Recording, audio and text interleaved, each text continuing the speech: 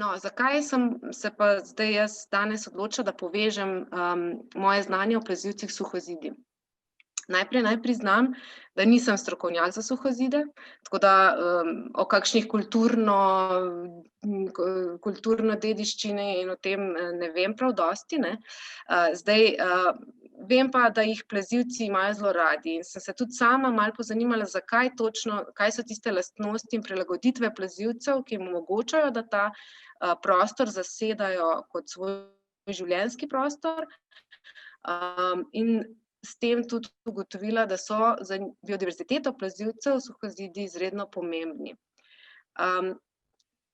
Zdaj, če pogledamo tale suhozid, ne, in pa si naredimo eno tako primerjavo z zidom na desni strani, mogoče malo še slabša slika, ampak glavna tista lastnost, pomembna lastnost suhozidov je, da pri svoji gradnji, kamne položimo enega na drugega in ne uporablja se nobenega veziva. Zaradi tega se ustvari pač ti prostori med kamni ostanejo in se ustvari en tak heterogen prostor kamnov in pa prostorčkov med njimi.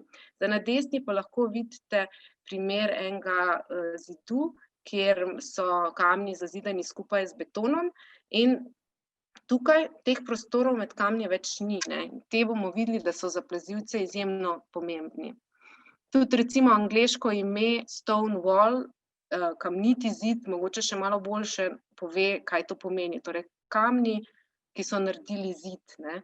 Zdaj lahko se uporabljajo kot neka meja, ograja med različnimi parcelami, lahko je to, je vpeto v neki, hrib, naredi teraso, čisto suhozidna gradnja lahko iz tega lahko naredijo cele stavbe, so bile zgrajene, predvsem v preteklosti, tudi danes še kdo to ohranja, to tradicijo. In tudi recimo most je lahko na tak način zgrajen. Zdaj tole bom preskočila. Kateri del zidu pa zdaj predstavlja življenjski prostor plazilcem?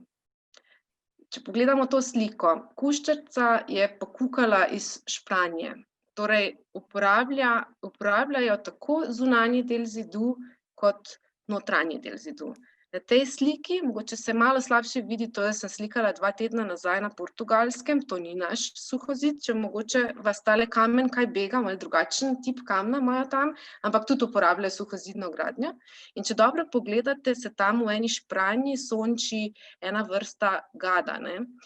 Zdaj rekla sem, da se sonči, ja, ko mi hodimo mimo suhozida, večinoma vidimo plazilce takrat, ko se sončijo oziroma se nastavljajo soncu, ali pa tudi mogoče, ko tekajo sem pa tja, verjetno iščejo hrano, se mogoče ravno takrat preganjajo kakšnega svojega, rivala ali pa kaj podobnega. Torej, ko jih od zunaj vidimo, potem jih vidimo takrat, ko so aktivni. In zakaj se nastavljajo soncu? Plazilci so namreč poikilotermni organizmi. Poikilus, poikilotermija termin izhaja iz grščine, lahko bi ga prevedli kot mnogolika toplota. V tem pomenu, ko opisujemo, plazilce kot poikilotermne, to pomeni, da nimajo stalne telesne temperature, njihova telesna temperatura se spreminja in se spreminja predvsem od odvisnosti od okolja. Kako pa torej plazilci, ki pridejo na plano, se zagrejejo? Če na tej sliki pogledamo rumene in oranžne, črte. Zdaj pomembno je, da se morajo takrat, ko so hladni, dovolj ogreti, da so lahko aktivni. In pri naših vrstah, pri slovenskih vrstah in pa predvsem to velja za kuščarice, ki so manjše, je najbolj pomembna sončna toplota in se dejansko aktivno sončijo. Toploto lahko dobijo pa tudi iz atmosfere ali pa iz tople podlage, takrat, ko recimo se ne sončijo. Zdaj pogosto si ljudje mislijo, da je to edina pomembna stvar, ki jo morajo plazilci narediti, ne, da se morajo zagreti.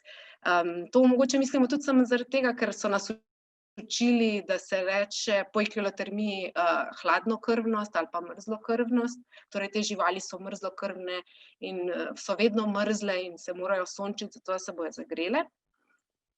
Vendar se moramo zavedati, da je pri njih predvsem smrtonosno pregrevanje. tako kot je za nas previsoka vročina za naše telo zelo nevarna, je enako za plazilce zelo nevarno, da se bi pa recimo pregreli. To je čist zaradi bioloških lastnosti in sicer nad 41 stopinjami Celzija se poškodujejo kemične vezi v molekulah, ki so osnovni gradniki našega telesa in pride do denaturacije encimov, proteinov in tako kot mi ne smemo preseči te temperature oziroma ko jo začenjamo presegati, se že začne dogajati nekaj v našem telesu, kar lahko vodi v smrt, tako tudi v plazilcih se to zgodi. Tako da je izjemno pomembno, da se tudi ohlajajo. Kot vidite, te modre črte nakazujejo načine ohlajanja. Zdaj, že kmalu v nadaljevanju bomo videli, da pri njih ni toliko pomembno ohlajanje preko kože oziroma se mogoče sploh niti ne dogaja, ker njihova koža tega ne dopušča, medtem ko se mi recimo potimo kot glavni obrambni mehanizem pred pregrevanjem, oni se bolj zanašajo na to, da se skrijejo na hladno. Tale slikca se mi zdi, da res kar dobro ujame to, kako to počnejo. Sicer zgoraj kuščar v navarnem, hladnem, pride ven, se sonči, na tretji slikci mu že oči malo stopijo, mu je zelo vroče in se premakne spet nazaj na hladno. In si reče, to pa je bilo res pametno, ne. Res je, ne, temu mi v biologiji pravimo vedenjska termoregulacija. Z vedenjem termoregulirajo, torej z vedenjem si ustvarijo in pomagajo, da bojo svojo telesno temperaturo imeli takšno, kakršna je najbolj primerna za njihovo aktivnost.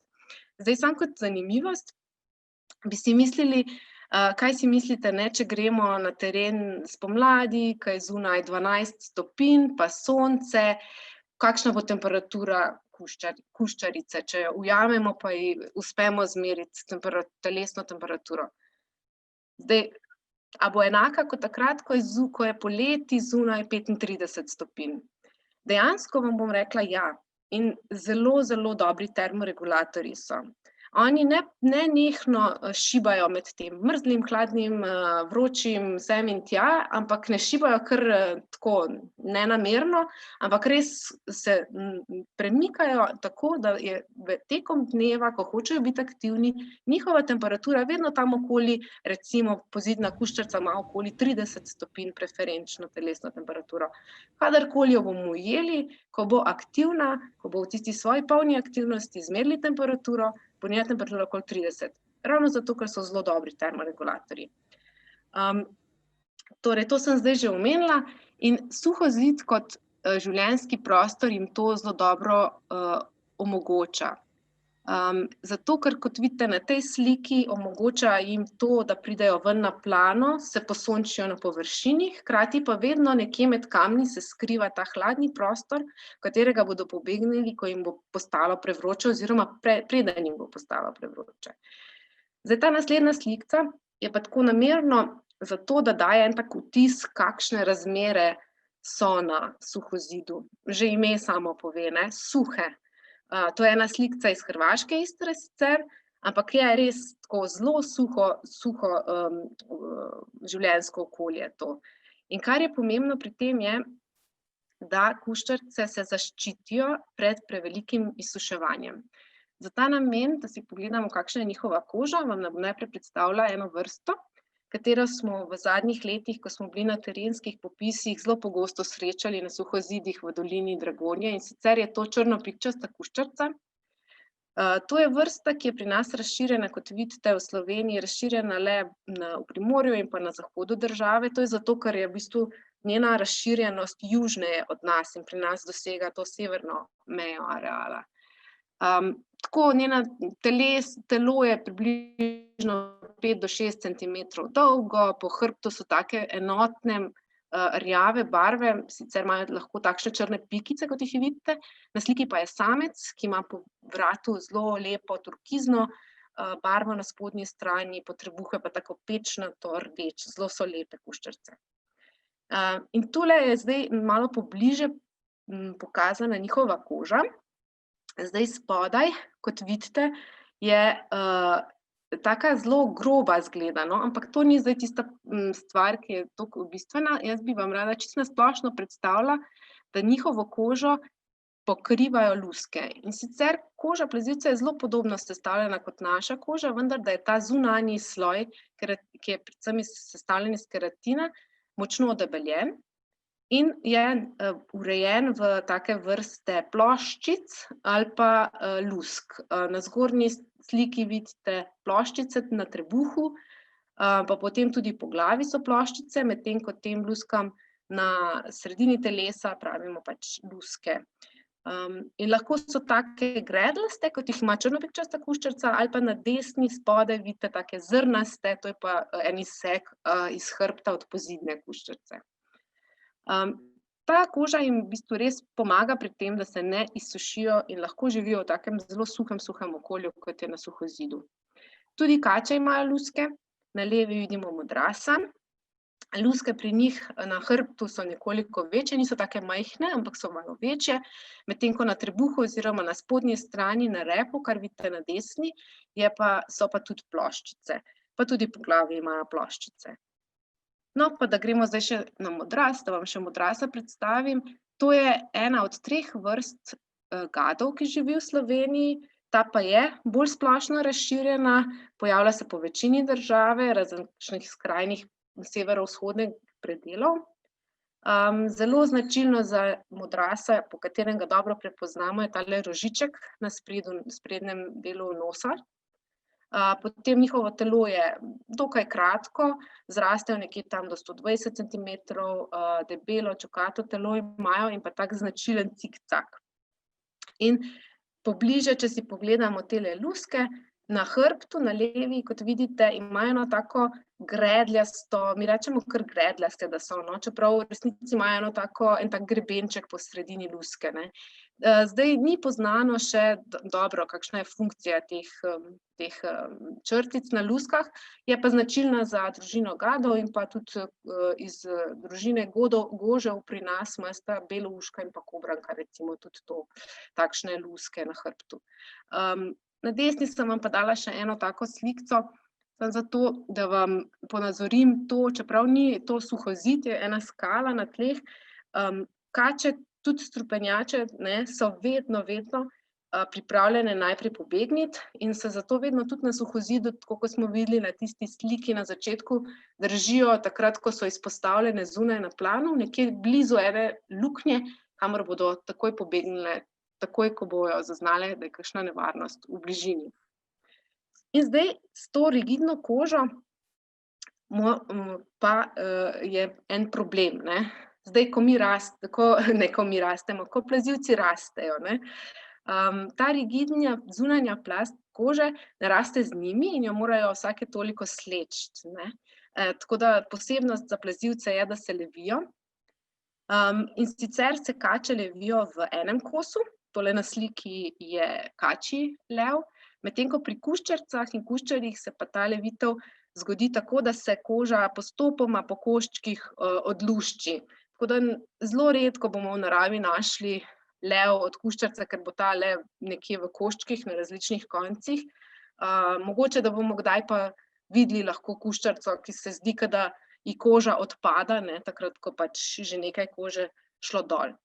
Zdaj pa, ker pri kačah najdemo tak lev v celem kosu, tule se ne vidi zelo dobro, ampak je lahko ohranjena v bistvu tudi čisto cel del, tudi del, kjer je glava. In zakaj je to pomembno za nas, če želimo prepoznati vrsto, je zelo dostikrat pomembno, da pogledamo te luske na glavi, ki imajo določevalni znak, po katerem prepoznamo vrsto. In pa na tej sliki, če dobro pogledate, ena zanimivost, je ena taka okrogla luska tam desno zgoraj, to je veka.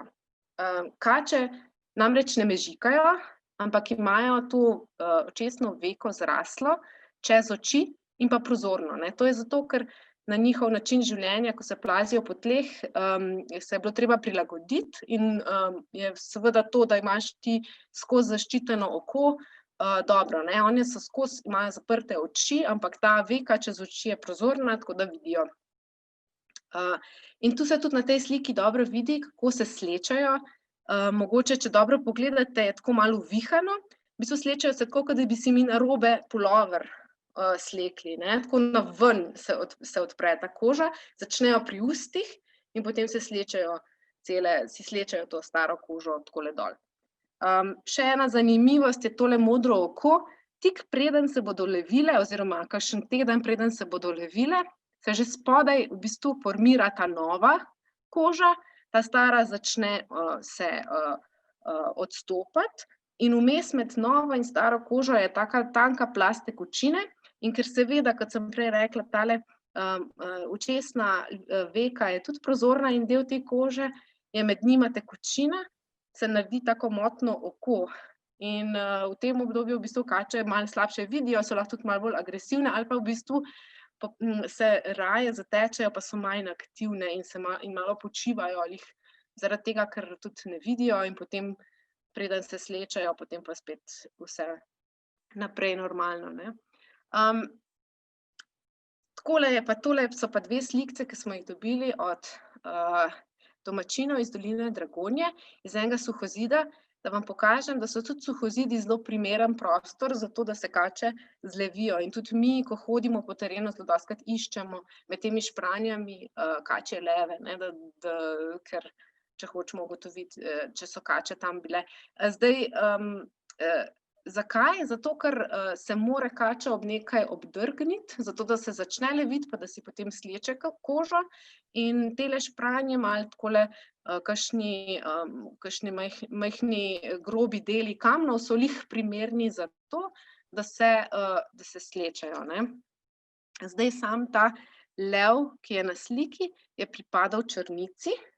Mi smo sicer iskali progastega goža, tole pa je slikca Urbana Deichmanna, ki je na terenu tudi popisoval in našel en tak zelo, zelo dolg lev, tole ni na suhozidu, je pa na steni na Dragonji. In bili smo vsi navdušeni, zato ker smo iskali pač progastega goža. Na srečo je bilo na tem levu tudi najdena delčki glave, da se je dalo pogledati tudi te ploščice na glavi in z zanesljivostjo reči, da to res pripada progastemu gožu. Čeprav moram reči, da tudi obstaja še ena metoda, in sicer to je genetika, tudi iz te kože same očitno ostanejo določene celice z DNA zapisom in se da tudi iz koščka te kože recimo izolirati DNA in potem preveriti tudi na tak način, kateri vrsti recimo pripada, ne. Da vam potem predstavim zdaj ne samo preko kože, ampak še takole preko slik progastega goža. Kot sem že uvodoma rekla, je to naša najdaljša kača. Samice lahko zrastejo krepko čez 2 metra. Kot vidite na zemljevidu, je izredno redka. Njeno pojavljanje se v zadnjem času beleži le v slovenski Istri, medtem ko tele pikce tam čisto iz zahodnega dela Slovenije so starejši podatki. Za njo je značilno to, da ima tako temno masko čez oči, pa potem 4 dolge proge po telesu. In kot vidite na teh dveh slikicah, ima zelo rada suhozide tudi, ampak lahko vidite te proge, pa tudi to, da je zelo dolga ta kača, ne. Te dve slikici smo dobili med iskanjem in terenskimi popisi v slovenski Istri. In kot vidimo, uporablja očitno progasti gož tale suhozid in za sončenje, takole, ke je razpotegnjen. Ne vemo pa čisto točno, če ga uporablja recimo tudi za iskanje plena, to bi bilo možno. In pa ne vemo, koliko časa dejansko progasti goži recimo preživijo na takem suhozidu. Gre namreč za to, da te kače, recimo podobne velikosti, kot je progasti gož, navadni gož, lahko imajo domače okoliše velikosti 10 000 kvadratnih metrov. In to pomeni, da za njih suhozid ni ekskluzivni življenjski prostor, ampak je del njihovega življenjskega prostora in se gibajo na mnogo večjem območju. Je pa res, da ko smo vzeli vsa najdišča progastega goža in šli na teren, popisali, smo več kot v polovici primerov naleteli na to, da je v neposredni bližini, okoli 10 metrov od teh točk bil vedno prisoten nek suhozid, tako da so očitno zelo pomembni za pojavljanje te vrste. Zdaj smo že malo pogledali, zakaj so pomembna ta skrivališča med kamni. Eno je to, da ustvarjajo te hladne prostore, ki so pomembni za ohlajanje med termoregulacijo, da pobegnejo plazilci pred vročino. Pol smo rekli zdaj, da je zelo dobro biti blizu luknje, da se skriješ, ko pride nevarnost, torej pred kakršnikolimimi plenilci.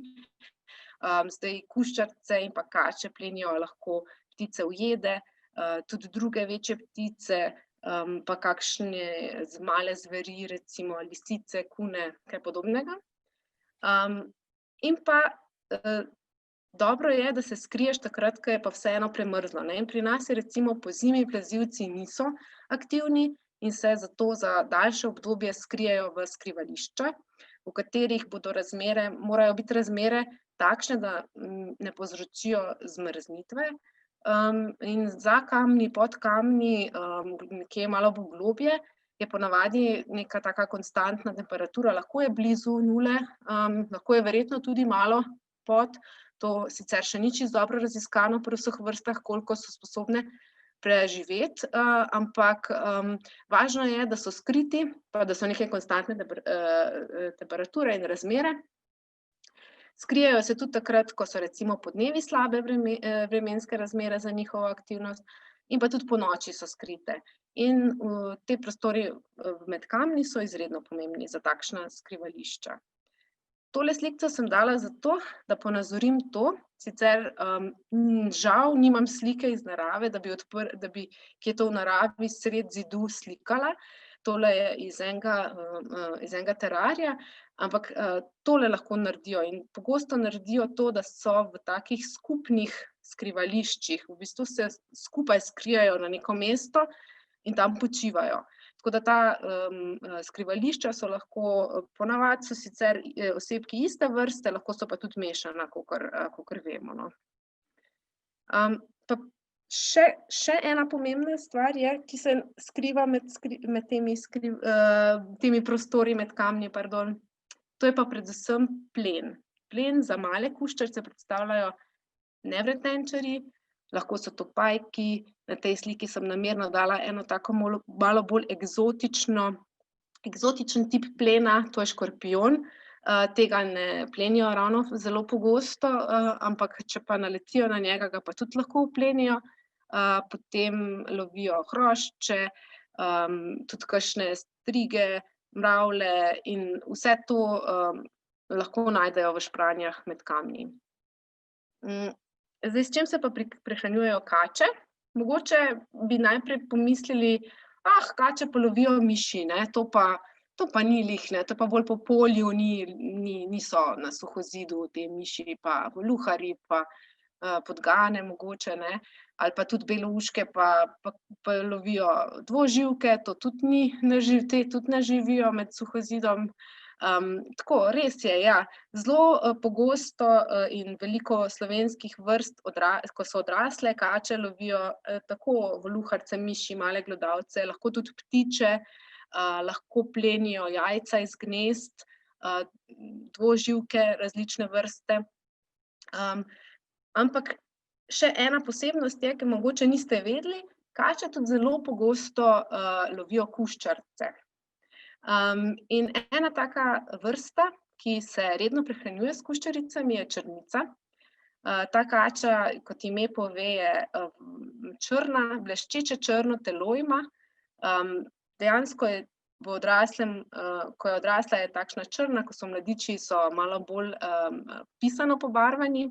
Razširjena je na zahodu in pa na jugozahodu države, ponovno zaradi tega, ker je splošno razširjena južneje in pri nas dosega ta severno mejo areala. Zraste lahko tudi kar do 2 metra, mogoče 1,80 m, no, ni tako zelo dolga kot progasti gošč, je pa tudi precej dolga. Zanjo je pa zelo značilno, da je hitra in eksplozivna, tako da če jo kdaj kje srečamo, nas lahko dobro prestraši, ker zelo hitro pobegne stran. Zdaj, rekla sem, da se prehranjuje s kuščaricami, tako da bi lahko mislili, da mogoče pa so suhozidi potem zelo ustrezno življenjsko okolje, kjer si bodo poiskale svoj plen.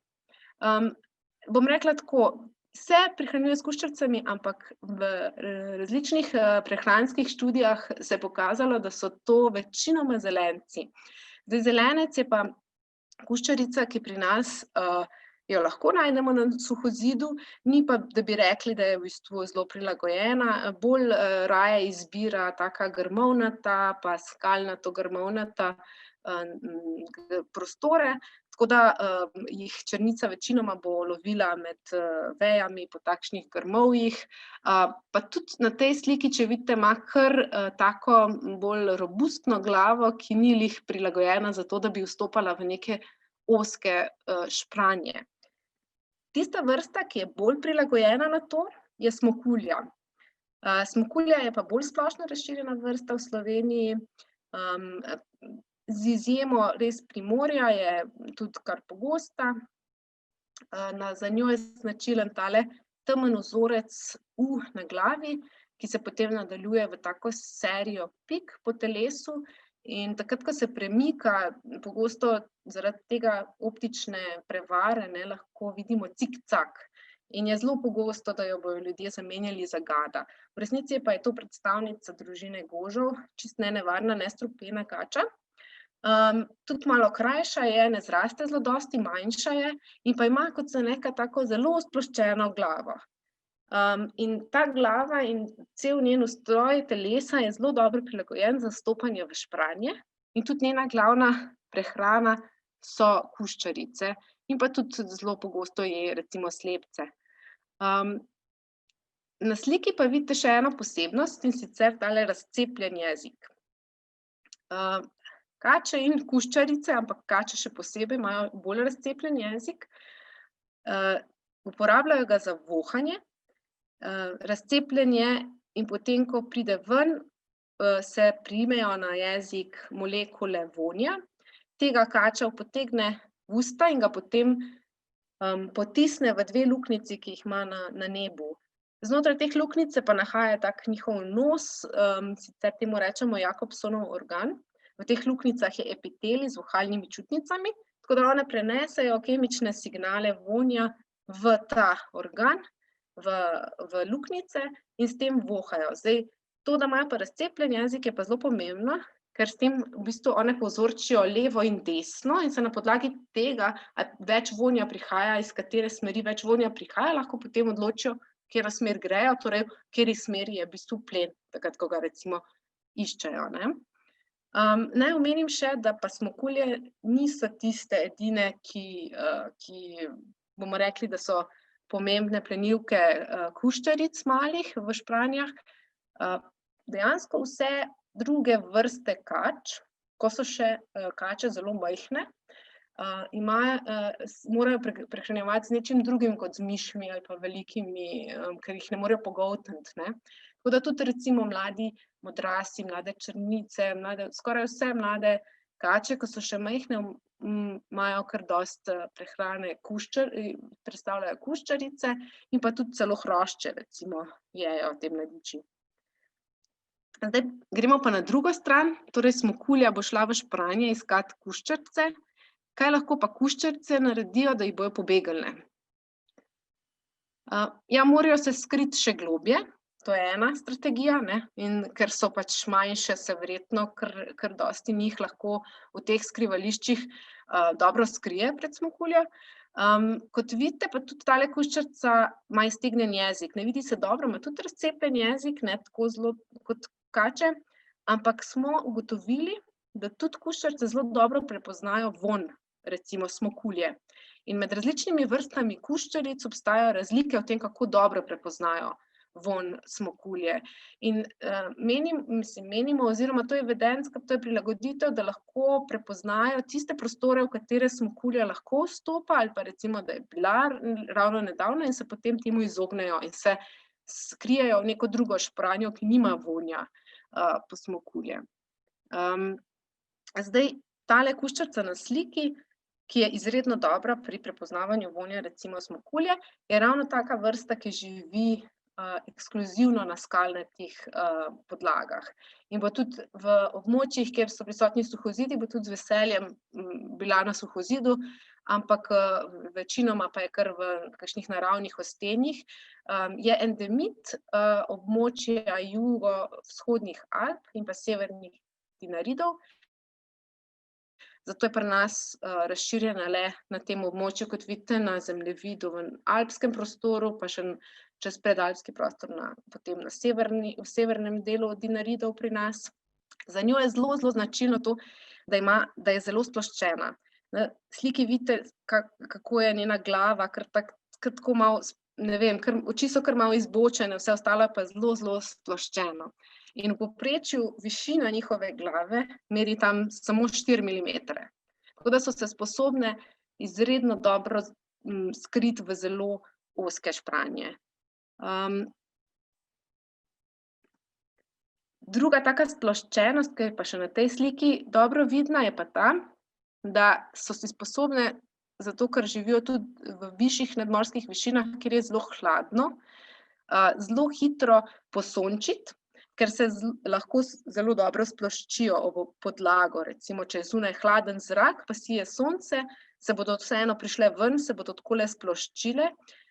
Če dobro pogledate, izgleda, kot da je tako nazobčane robove ima. V bistvu iztegnejo rebra ven, tako aktivno jih iztegnejo, da le povečajo to hrbtno površino, da je čim večja in s tem omogočajo čim večjo površino za sončenje.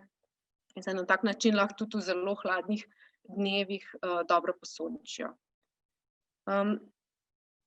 Zdaj smo pa že bolj proti koncu, bi pa še omenila ta zadnjo prilagoditev, ki mislim, da je res tista, ki bi mogoče z njo mogla tudi začeti. In sicer, če živiš na zidu, je zelo dobro plezaš, a ne. In plezanje gre vsem vrstam kuščaric zelo dobro, oziroma nekaterim vrstam, ki so vezane seveda na skalnato podlago bolje kot drugim. In pa tudi kače zelo dobro plezajo, s tem, da kače uporabljajo za plezanje to, da izvihajo trebušne luske in se s tem tudi opirajo na razne oprijemke po podlagi in se odrivajo naprej. Medtem ko kuščarice pa za plezanje uporabljajo predvsem noge in pa tudi zelo pomemben je rep. Pa za konec poglejmo tole prilagoditev oziroma te njihove noge pri tejle vrsti, ki je pa najbolj razširjena vrsta v Sloveniji, verjetno tudi tista, ki jo večina vas največkrat sreča na svojih dvoriščih, ker so zelo pogoste tudi v bližini človekovih bivališč, to je pozidna kuščarica. Pozidna kuščarica tudi zraste nekje 5 do 6 centimetrov v dolžino, ima tak rjavkast hrbet in pa temno rjave boke. Tole na sliki je samček. Samčki so lahko v obdobju parjenja spomladi zelo intenzivno rdeče obarvani po vratu in pa po trebuhu, medtem ko nekatere podvrste, rečemo, oziroma nekoliko ene druge linije genetske so pa lahko tudi rumenih ali pa belih ali pa kakšnih drugih barv po trebuhu. In če si pogledamo pobliže zdaj njihove noge. Sprednje noge, zgoraj levo, če pogledate, imajo vse prste približno enako dolge. Na vseh 4 nogah imajo po 5 prstov in vsi ti prsti imajo krempeljce. Zdaj na zadnji nogi, ki je levo spodaj, pa vidite zadnjo nogo, ki ima pa daljše prste, in sicer najdaljši, mogoče se ne vidi dobro, ker je ravno tako slikano, no, ampak najdaljši je ta srednji prst, no, ki je zdaj štrli v zrak. In jaz sem se malo igrala in sem rekla, koliko je pa to v bistvu dolgo v primerjavi z njihovo nogo, in sem šla pogledat in ta njihov najdaljši prst je nekje v povprečju 8 milimetrov dolg, ne, skoraj centimeter. In če to delimo z dolžino njihove noge, vidimo, da je to tretjino noge. Zdaj pa, če si mi zamislimo našo nogo, pa da bi imeli prste na nogah dolge tako kot tretjina naše noge, bi mogli biti to 30-40 centimetrov nekje, odvisno, koliko smo veliki, no. Ampak če imamo to na nogah, pa potem še na rokah, ne vem, 10-krat daljše prste, bi tudi mi verjetno zelo dobro plezali, ne. No, kuščarce so zelo dobro opremljene za plezanje, to hočem reči, ne. Ti prsti jim izrazito pomagajo, hkrati pa tudi zelo pomembni so tile krempeljci, ki so zelo zašpičeni in ostri in so res idealni za to, da vsako majhno špranjico ali vsako majhno grebenček na skalci uporabijo, da se lahko po njem premikajo, tako da so sposobne tudi kakšnih plezanj po malo previsnih stenah. Zdaj tukaj je pa še rep, na tej desni sliki vidite, da je rep daljši od telesa, če je originalen seveda, ker če mogoče še ne veste, kuščarce lahko odvržejo rep takrat, ko jih plenilec zagrabi za rep recimo, kot obrambni mehanizem. In ko smo delali razne poskuse, kako hitro so sposobne plezati po eni taki pisti, smo ugotavljali, smo videli, da so zmerili, da so tiste kuščarce, ki imajo odtrgan rep, kar pač so imele zaradi tega, ker smo jih takšne že ulovili, da so bile slabše v plezanju, ne, in dejansko jim ta rep gotovo pomaga in je zelo pomemben pri plezanju. Tako, jaz sem prišla do konca. Upam, da sem vam uspela s kakšno to prilagoditvijo pa zanimivostjo, posebnostjo plazilcev v povezavi s tem, kako so prilagojene na to, da živijo na suhozidih, jih malo približati. Plazilci so večinoma nevidni našim očem, ne, zelo so skriti prebivalci, ampak so zelo pogosti na suhozidih. In mislim, da so pomemben del biodiverzitete in zato tudi, kot vidim, kot sem zdaj tudi skozi terensko delo v dolini Dragonje opazila, zelo pomemben del naše kulturne dediščine in pa za našo biodiverziteto zelo velik pomen predstavljajo tile suhozidi, tako da jih je važno res ohranjati. Zdaj, če bo imel še kdo kakšno vprašanje, sem na voljo, drugače pa najlepša hvala, da ste prišli na predavanje.